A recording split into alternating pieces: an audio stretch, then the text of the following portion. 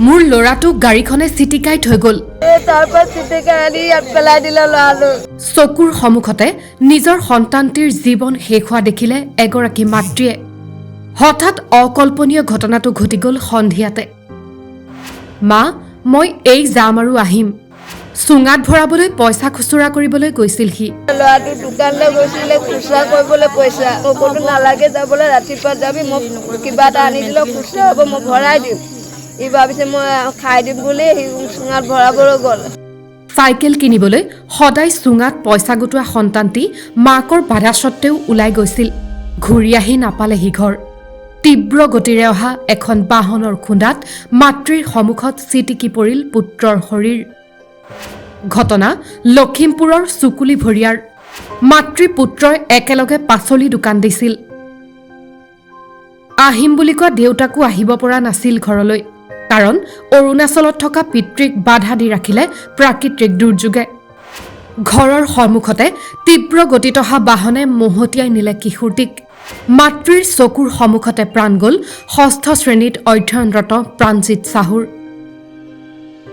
গৰমৰ বন্ধত মাতৃক পাচলি বিক্ৰীত সহায় কৰি দিছিল প্ৰাণজিতে, কিন্তু নিজৰ উপাৰ্জনেৰে চাইকেল লোৱাৰ আশা আৰু পূৰণ নহ'ল।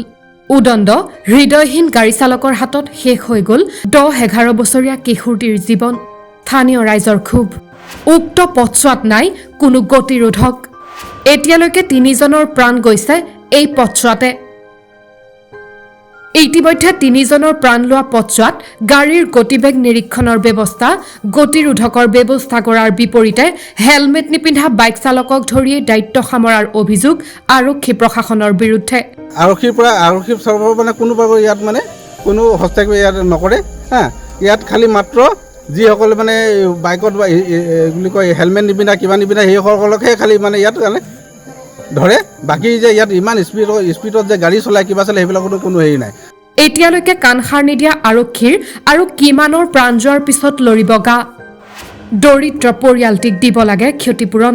ৰাইজৰ ফালৰ পৰা তেখেতক আমি প্ৰশাসনক যে আমি এটা জনাওঁ যে আমাক এই যিটো আমাৰ বাচ্চা ঢুকালে 11 বছৰ বয়স, যিটোকে সৰু এটা ঢেকীয়া ঔটেঙা বেচাৰ দোকান দি পিনি এটা পৰিয়াল পোহপাই দি থকা এটা দুখীয়া পৰিয়ালৰ ল'ৰাটো ইয়াত ঢুকালে, তাৰ এটা ক্ষতিপূৰণ দিব লাগিব ৰাইজে, আমাৰ চৰকাৰে আমাক দিব লাগিব। উক্ত পথছোৱাত লাগে গতিৰোধকৰ ব্যৱস্থা। স্থানীয় ৰাইজৰ দাবী, ১০-১১ বছৰীয়া কিশোৰৰ মৃত্যুৱে কিমান সম্বিত ঘূৰাব পাৰে আৰক্ষীৰ, কেতিয়ালৈ সুব্যৱস্থা হ'ব পথছোৱাৰ, এই সকলোবোৰতে দৃষ্টি নিবদ্ধ ৰাখিব ৰাইজে।